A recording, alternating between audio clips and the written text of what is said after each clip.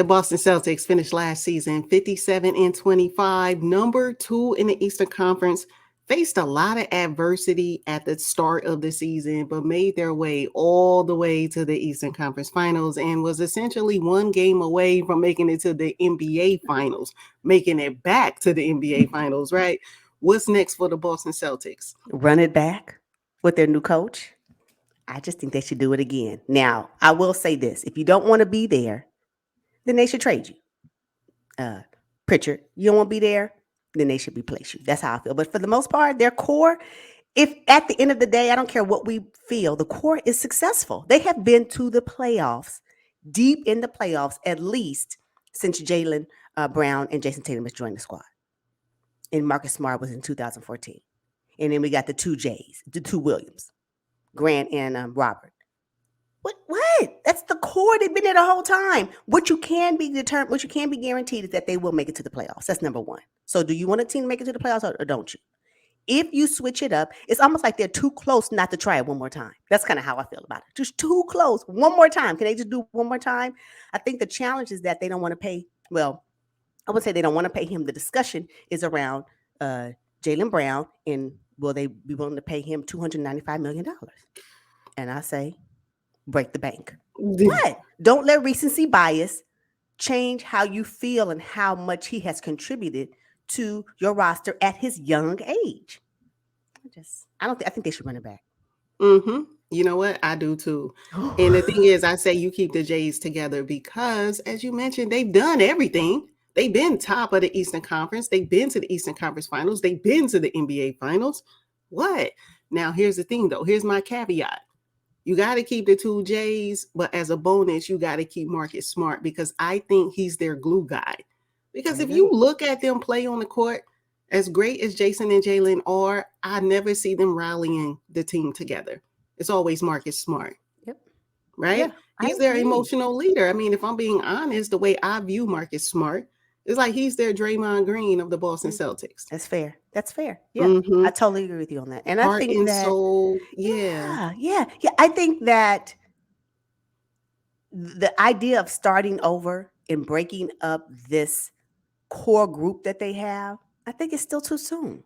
So either if you want to do anything, I don't mind that you add additional pieces to the core.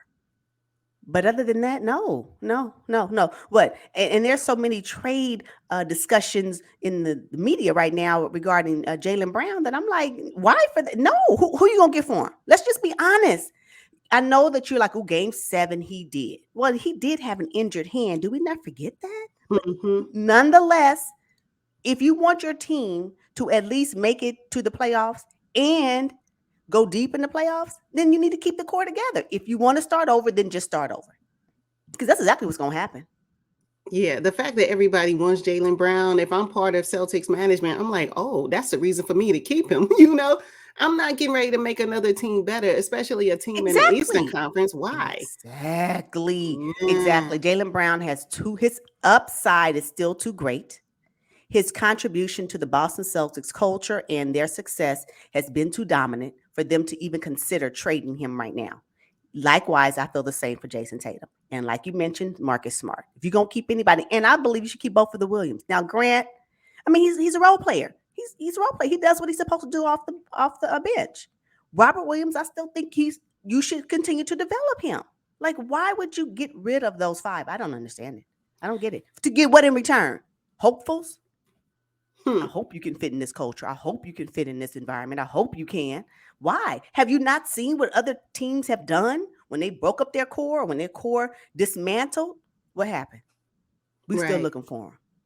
Yeah, and after the games, the post-game conference in the Eastern Conference Finals, everyone talked about how great the locker room is. You know how difficult it is to walk into a great locker room where there's chemistry and camaraderie. And that was created over the years because they've been together for so long.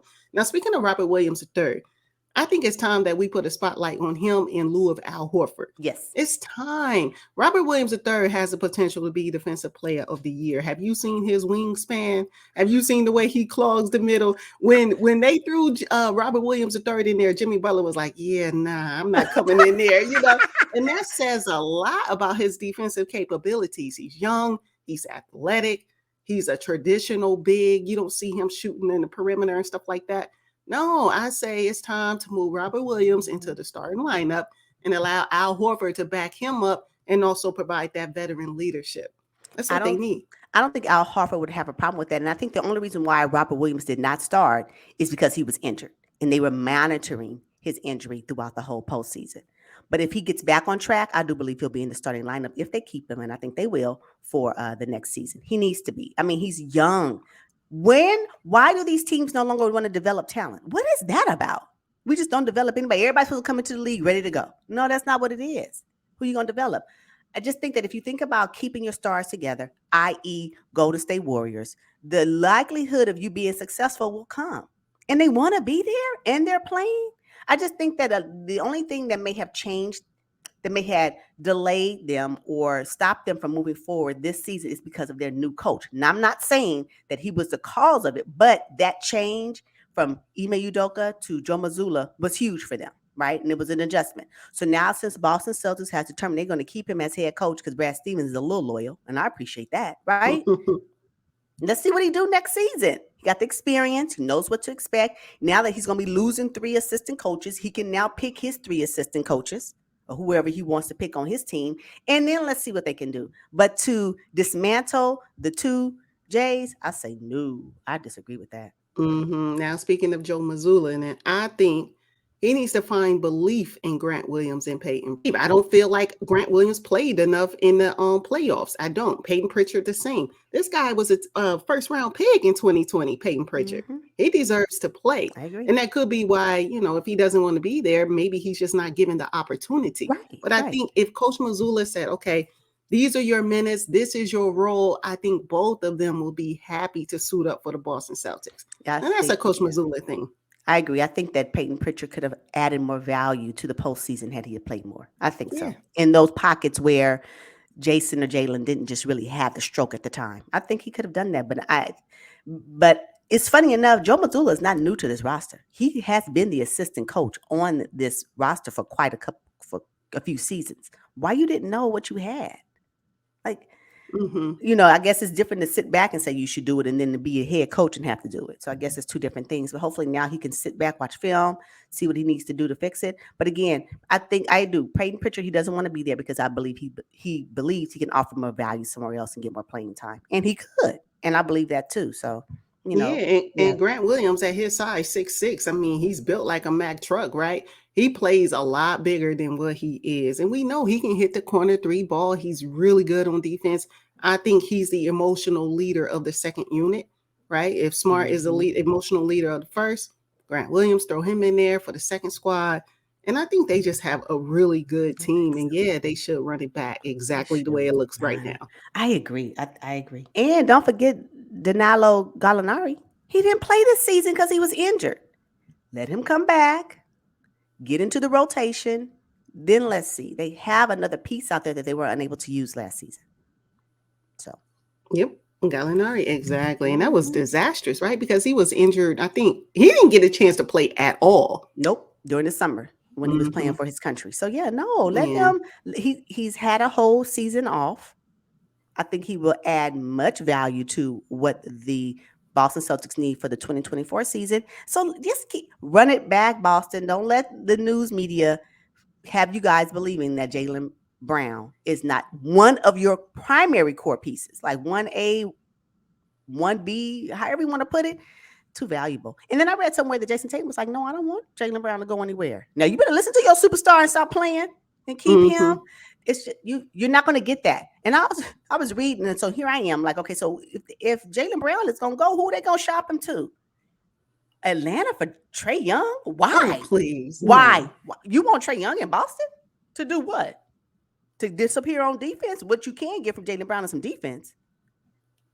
I said, oh my gosh. And then I also saw Jaylen Brown for Jalen Green in Houston so he can reignite with Ime Udoka.